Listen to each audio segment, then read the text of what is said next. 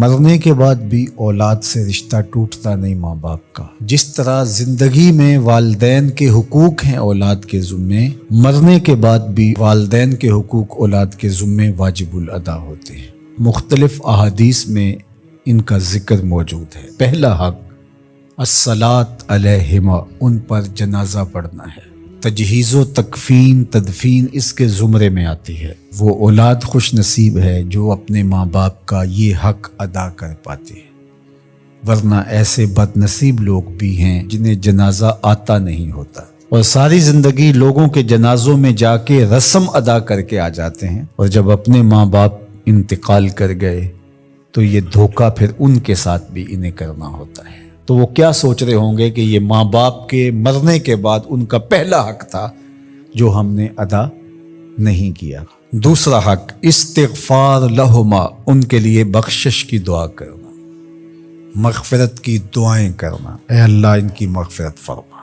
تو یہ بات ذہن میں رکھیے، جس طرح باپ کی ماں کی دعائیں اولاد کے حق میں قبول ہوتی ہیں، اس طرح اولاد کی دعائیں والدین کے حق میں قبول ہوتی ہیں۔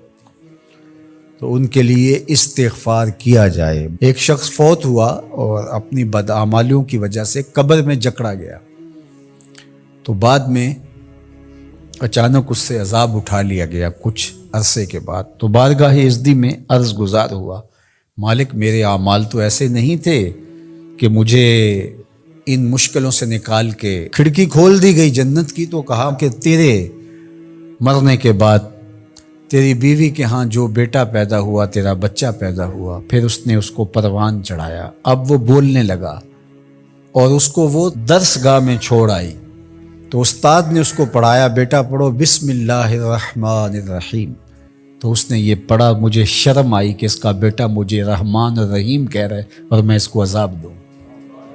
اللہ اکبر۔ اولاد نیک ہو تو اس کا فائدہ ماں باپ کو پہنچتا ہے۔ ایک حق یہ بھی ہے کہ اولاد نیک ہو، چونکہ اچھے اور برے اعمال قبر میں ماں باپ کو پیش کیے جاتے ہیں۔ اچھے ہوں تو خوش ہوتے ہیں، برے ہوں تو انہیں تکلیف پہنچتی ہے۔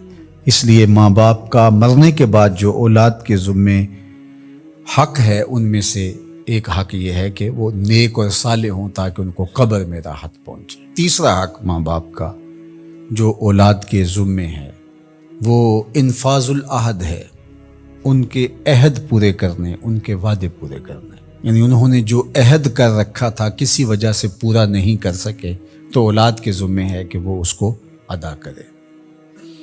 وہ عہد اللہ سے بھی ہو سکتا ہے اور اللہ کی مخلوق سے بھی ہو سکتا ہے۔ اللہ سے کوئی منت مانی تھی، پوری نہیں کر سکے، اسی طرح مخلوق کے ساتھ کوئی وعدہ تھا، اس وعدے کی تکمیل نہیں ہو سکی تھی، تو ان وعدوں کو پورا کرے۔ اس طرح قرض دینا تھا کسی کا اور انتقال کر گئے، تو اولاد اس کو اپنی طرف سے ادا کرے۔ اس کا اگر مال ہے تو اس کے مال سے ادا کر کے اس کے بعد پھر جو ہے وہ اس کی وراثت تقسیم ہوگی، اور اگر مال نہیں بھی تھا تو پھر بھی اولاد کے ذمہ ہے کہ اپنے باپ کا قرض ادا کرے، اور یہ اگر جنازہ پڑھنے سے پہلے کر دیا جائے تو یہ سب سے اچھا اور سب سے بہتر ہے۔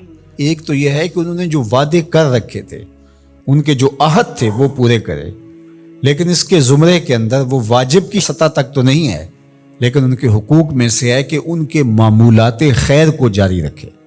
یعنی جو وہ اچھے کام کرتے تھے، غریبوں کی مدد کرتے تھے، لوگوں کو کھانا کھلاتے تھے، اپنے علاقے کی مساجد کی ذمہ داریاں لیے ہوئے تھے، مدارس کی ذمہ داریاں لیے ہوئے تھے، غرباء کے علاج معالجے کی ذمہ داریاں لیے ہوئے تھے، اس طرح اور رفاہی ذمہ داریاں اپنے ذمہ انہوں نے لے رکھی تھی، تو ان کے انتقال کے بعد اگر صلاحیت اور حالت مالی ایسی ہو تو اولاد کو اس تسلسل کو ٹوٹنے نہیں دینا چاہیے، کہ یہ نہیں ہے کہ اب والد صاحب چلے گئے، ماں چلی گئی، تو غریب رشتہ دار جو پردے سے ان کی مدد ہوتی تھی اور ان کے گھر کا چولہا جلتا تھا، تو ماں کے جانے کے بعد اب اولاد کہے کہ یہ آپ کا اور اس کا تعلق تھا، وہ چلی گئی تو کام ختم نہیں۔